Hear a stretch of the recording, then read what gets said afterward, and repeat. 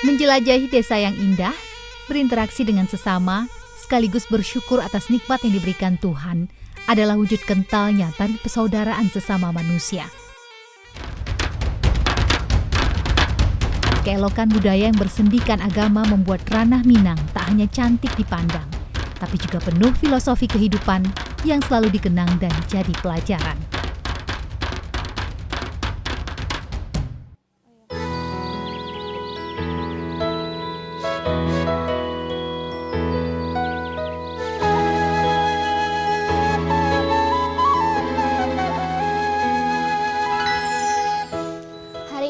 Telah sampai di desa yang telah mengubah perilaku warga dan gaya hidupnya dari petani menjadi pramuwisata. Nah, warga di sini mengolah kekayaan alam dan budayanya untuk meningkatkan taraf hidup yang lebih baik. Inilah Desa Wisata Kampung Sarugo untuk pesona Indonesia.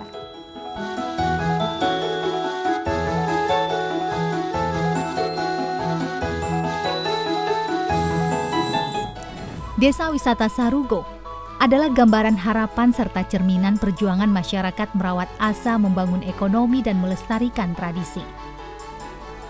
Kampung Wisata Sarugo terletak di Jorong Sungai Dadok, Nagari Koto Tinggi, Kecamatan Gunung Omeh, Kabupaten 50 Kota, Provinsi Sumatera Barat.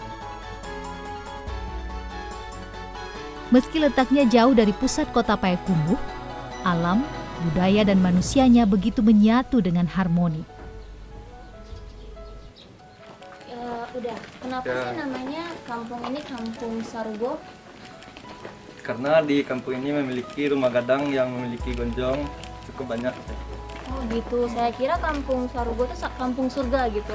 Oh bukan, Sarugo itu singkatan dari 1000 gonjong. Oh jadi 1000 gonjong gitu. Nagari ini awalnya tak dilirik oleh wisatawan, apalagi menjadi destinasi wisata. Tapi siapa sangka, gerakan anak mudanya lah yang berjaya membangun Desa Sarugo ini. Kaum muda merangkai mimpi, mewujudkannya hingga benar-benar menjadi destinasi. Melalui desa wisata ini, manfaat yang dirasakan tak hanya keuntungan ekonomis, tapi juga pemberdayaan masyarakat setempat.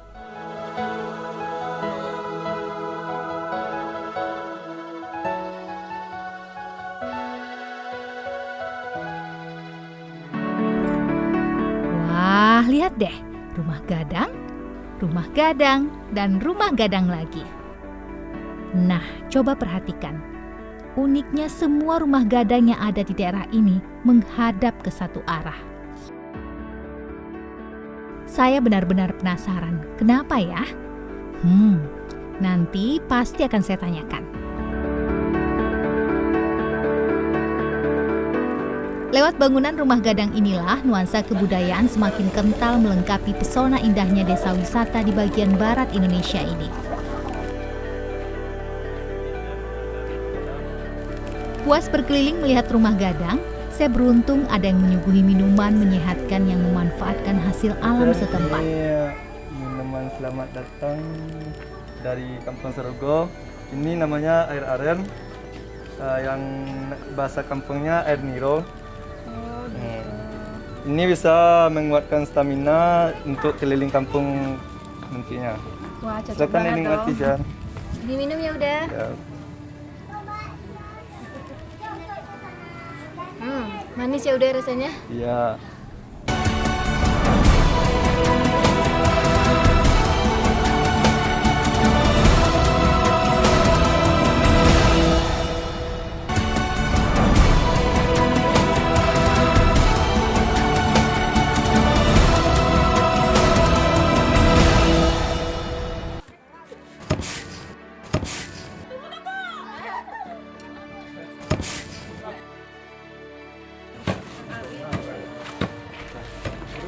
Di balik ketenangan desa wisata Sarugo ini, ada keramaian yang mengundang saya untuk mendekat. Di sini ada sekumpulan ibu-ibu yang sedang malaswang. Dan saya pun tertarik untuk mencobanya.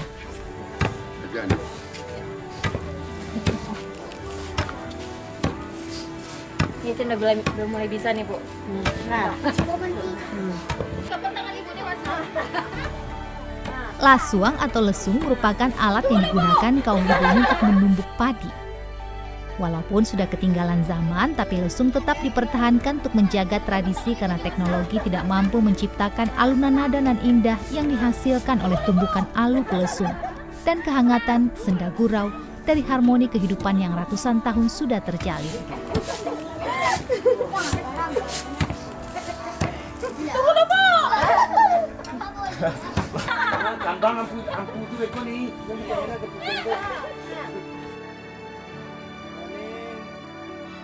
Di sisi lain rumah gadang, saya melihat aktivitas bapak-bapak yang sedang menganyam rotan. Uda Ozil mengajak saya untuk belajar menganyam rotan.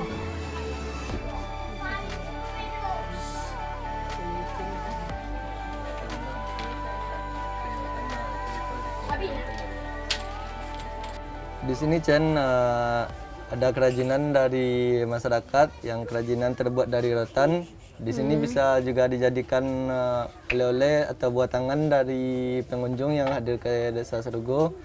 Di sini kita ada bersama Pak Datuk Gadang dan Pak Datuk Bandara Sakti. Datuk. Tuh, boleh nggak Cacan diajarin mengenyamnya? Gimana tuh Pak caranya Pak? Apanya tuh Dia Pak? pisau, Ayo coba. Di sininya nih Pak. kita balik. Di sininya. Oh. Sini. Bambunya kayak gini. Oh, yang gini. Ternyata susah juga ya. Memang menganyam tak bisa dilakukan oleh semua orang. Butuh keterampilan khusus, kesabaran dan ketelatenan. Berbagai macam motif kreasi anyaman diproduksi di Desa Wisata Sarugo ini. Ada tampia, keranjang buah, dan masih banyak lagi. Berada di Desa Wisata Sarugo membuat saya semakin penasaran. Ada saja hal unik yang saya lihat. Nah, mumpung ada Pak Datuk, saya mau tanya tentang rumah gadang nih. Oh iya Datuk. Ya, Kenapa bangunan di sini menghadap ke satu arah? satu arah ya. Iya. Di dulu sewaktu nenek moyang kami mendirikan, artinya dengan saling bergotong royong, di rumah gadang ini satu suku, satu kepala kaum harus ada rumah gadang. Artinya fungsi rumah gadang itu untuk bermusyawarah bagi seseorang penghulu dengan anak kenakan di bawah payungnya. Jadi ada satu fungsi yang akan diselesaikan, karo yang akan dijinehi, maka di rumah gadang inilah seorang penghulu mengumpulkan anak kenakannya untuk memutuskan sesuatu hal yang terjadi di lingkungan kaumnya. Kemudian rumah gadang ini didirikan mengarah dari utara ke selatan, ini punya satu makna yang tersendiri. Banyak mengandung hikmah. Kalau kita kaji ulang, hikmahnya yang pertama sekali menghadap ke matahari terbit, itu dengan arti kata bahwa di waktu sang surya menyinari rumah gadang itu, di saat penghuninya muka ke itu, jadi cahaya matahari pagi masuk ke rumah anak. Itu ini dengan istilahnya bahwa semasa siswa sangat berguna sekali, sangat berpengaruh sekali cahaya matahari pagi dalam kesehatan. Karena semasa dulu zaman purba dulu nggak ada dokter, nggak ada bidan, belum ada perawat. Karena salah satunya untuk membentengi dari penyakit-penyakit adalah pertama sekali dengan adanya cahaya matahari pagi. Dan juga kemudian madok ke cahaya matahari ini melambangkan bahwa penghuninya harus bangun pagi. Artinya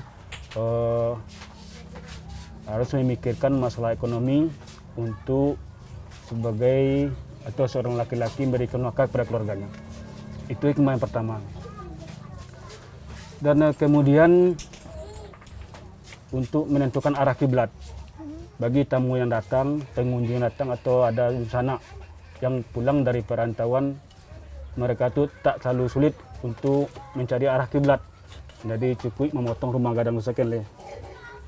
Jadi sehingga tidak ada tanya oleh marah kiblat. Nah, jadi marah ke memotong rumah gadang itu, itulah dua arah kiblat.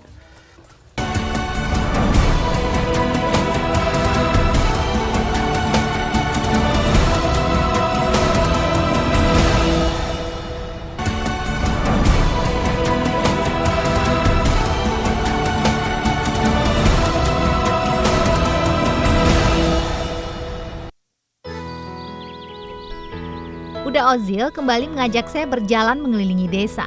Ternyata setiap sudut desa menawarkan berbagai varian hiburan bagi wisatawan. Nah, di lokasi yang ini kita bisa mendengarkan alunan merdu suara saluang.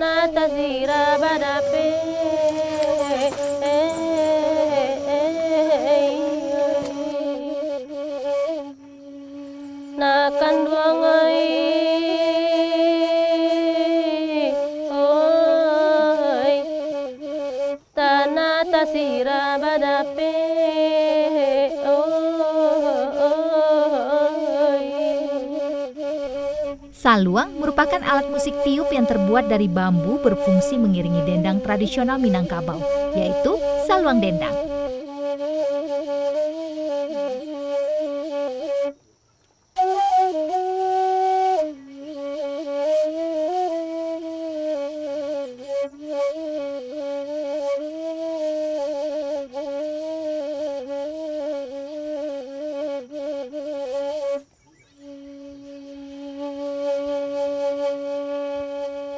Selain alunan merdu saluang, dendangan saluang sendiri berisikan pesan, sindiran, dan juga kritikan halus.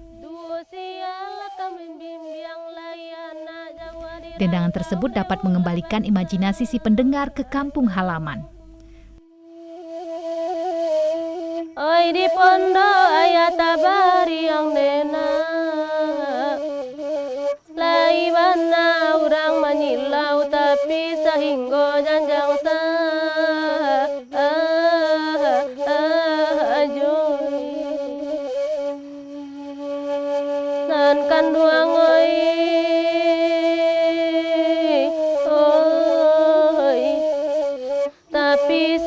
Memperkenalkan saluang kepada khalayak berarti turut pula melestarikan musik tradisional yang kini mulai dilupakan.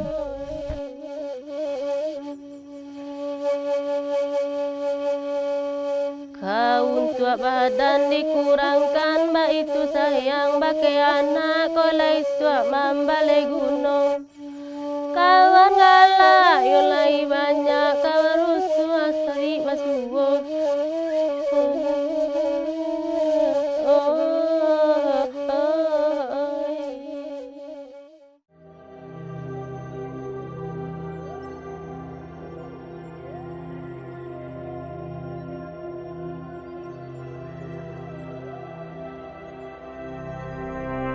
Desa yang memiliki jumlah penduduk kurang lebih 800 jiwa ini pernah masuk nominasi API, Anugerah Pesona Indonesia pada tahun 2020, sebuah penghargaan tingkat nasional.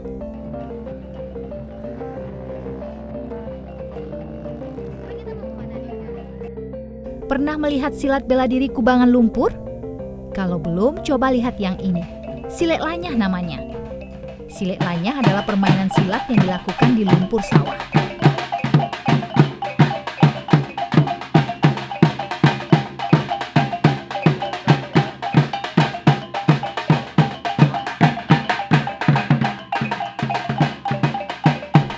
Tradisi ini biasanya dilakukan warga desa wisata Sarugo, Kabupaten 50 Kota, Sumatera Barat, seusai panen raya.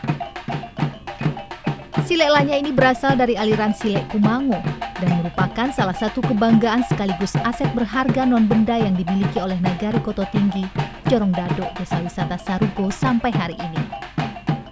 Meski terlihat sederhana, bersilat dalam lumpur tentu lebih sulit dan berat. Jadi pengen nyoba nih.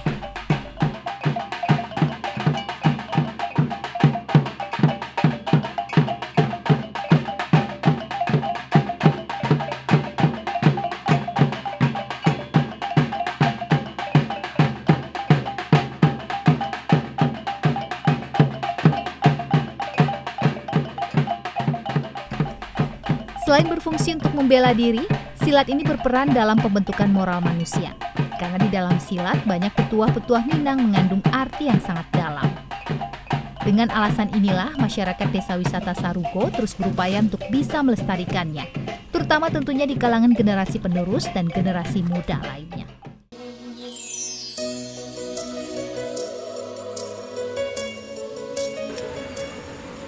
Gimana Chen? Capek Chen?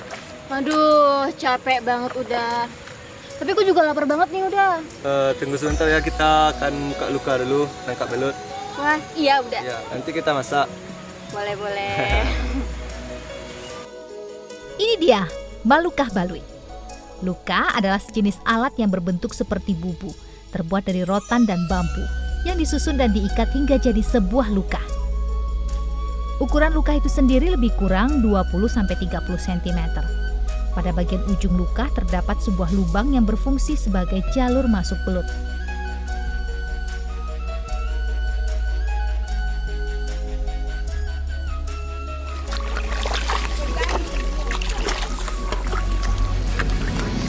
Luka biasanya diletakkan pada malam hari dan pada pagi hari atau siang hari baru diambil. Wow.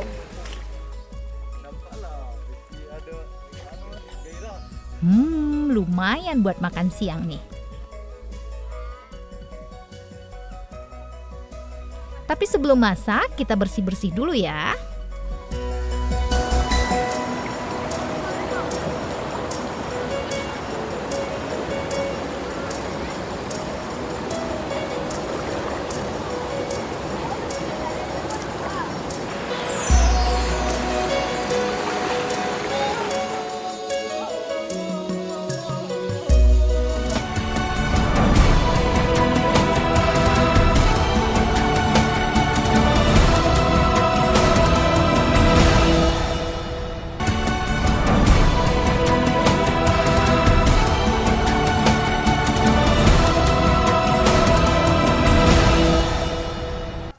Setelah bermain silat dan dalam lumpur tadi dan udah bersih-bersih juga, saatnya sekarang kita memasak belut dari hasil tangkapan kita tadi. Teh, kita memasak apa nih, Teh? Gulai balui dalam tempurung. Gulai balui dalam tempurung. Setelah ini kita ngapain lagi nih, Teh? Kalau kita bahannya udah tersedia kan, kita langsung masak pakai tempurung. Gulai balui Tampuruang merupakan menu khas masyarakat Nagari Dodo, Kecamatan Gunung Omeh. Bumbu-bumbunya sederhana, seperti santan, bawang putih, bawang merah, jahe, kunyit, daun jeruk, dan daun salam. Cara memasak gulai balui sama dengan memasak gulai lainnya. Yang membuat gulai ini unik, proses memasaknya di dalam tempurung kelapa. Proses pertama adalah masukkan santan, serai, daun jeruk, serta daun salam, dan bumbu-bumbu yang sudah dihaluskan.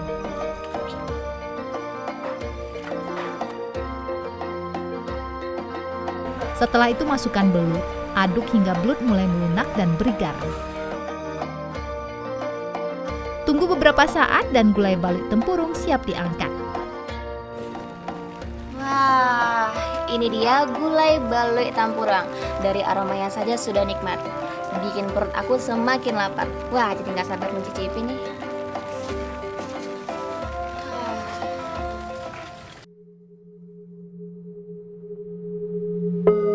Saatnya kita makan masakan dari hasil tangkapan saya dan Uda Izil tadi. Namanya gulai balui Tampuruang. Iya Chan, silakan dicicipi. Ayo udah kita makan.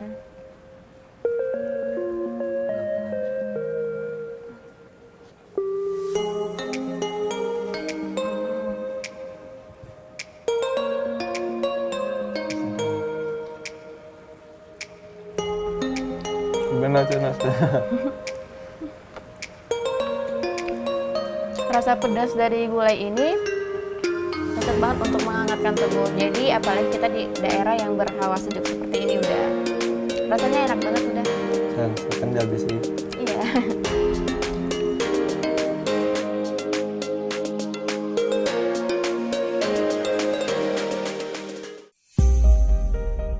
Bumi Ranah Minang dianugerahi sejuta pesona tidak hanya adat dan budayanya. Alamnya pun selalu menyajikan keindahan yang mempesona. Masih di daerah Gunung Omeh, saya ditemani Pak Metrizal untuk menjelajahi indahnya Gua Teratai. Sekarang kita udah nyampe di mulut Gua Teratai yang terletak di Pananggadang, Nagari Pananggadang, Kecamatan Gunung Omeh. Ini di dalam kita juga ada disuguhi dengan fenomena hiu stalagmit dan juga ada fosil karang laut. Fosil teratai dan fosil-fosil biota laut yang lainnya. Oke, Jen, kita sekarang juga ditemani oleh kawan-kawan kita dari Pok Darwis Goa Teratai. Ayo kita jumpai ke sana, Jen. Perjalanan memasuki gua cukup sulit. Kita harus melintasi aliran deras sungai yang mengalir di dalam gua.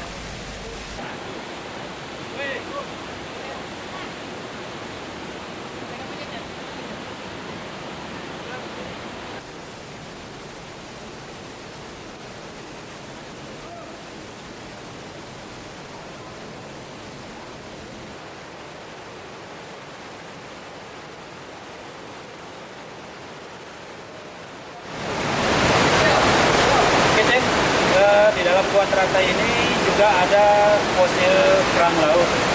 Yang mana kerang laut ini adalah biota laut yang terperangkap di dalam batuan karang laut. Ini dia, Jen. Nah, kerang laut ya. Ini menandakan bahwasanya Goa Teratai ini dulunya adalah dasar lautan. Yang konon kabarnya itu akibat letusan gunung api purba atau pergeseran lempengan bumi. Inilah sekarang yang sedang kita teliti di Badan Geologi atau LIPI. Di dinding-dinding bukit sana, Jen, juga banyak itu menyamper-nyamper fosil biota laut, ada kerang laut, yang juga dominannya adalah bunga teratai. Ada.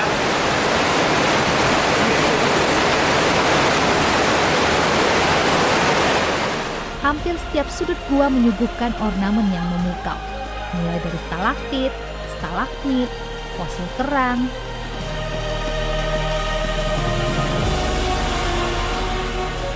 Khasnya sebuah gua adalah bau tahi kelelawar yang cukup menyengat. Ketika mendongak ke atas, ribuan kelelawar memenuhi langit-langit gua. Keindahan ini benar-benar nyata dan terpampang di depan mata. Keindahan Gua Teratai yang masih alami menjadi surga pecinta alam. Dari stalaktit yang berwarna keemasan ini menetes air yang jernih dan sejuk.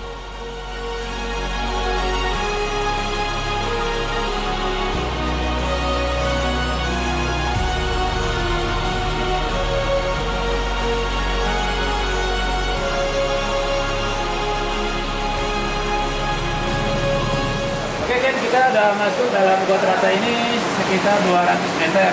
Nah, sekarang coba tengok, kita ada melihat fosil teratai yang mana terperangkap dalam batuan karang laut. Ya, betul. Wah, keren banget ya Pak. Kira-kira usianya berapa nih Pak? Nah, sekarang masih dalam penelitian untuk sementara waktu ada geologis yang sedang meneliti bahwasanya ini fenomena kejadian dasar laut sekitar ratusan juta tahun yang lalu. Wow, keren ya Pak ya. Oke, nah, sekarang kita lanjutkan perjalanan. Kita bersama lihat fenomena yang lain.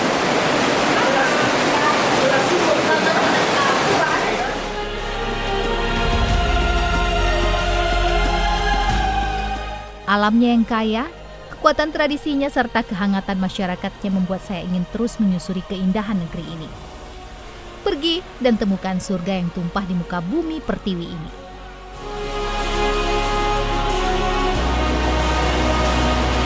Sumatera Barat alamnya yang kaya selalu bersinergi dengan kearifan lokal masyarakatnya. Selalu melahirkan tradisi-tradisi yang menambah kekayaan khasanah bangsa ini. Tetap lestarikan alam dan budaya kita untuk generasi berikutnya. Sampai jumpa.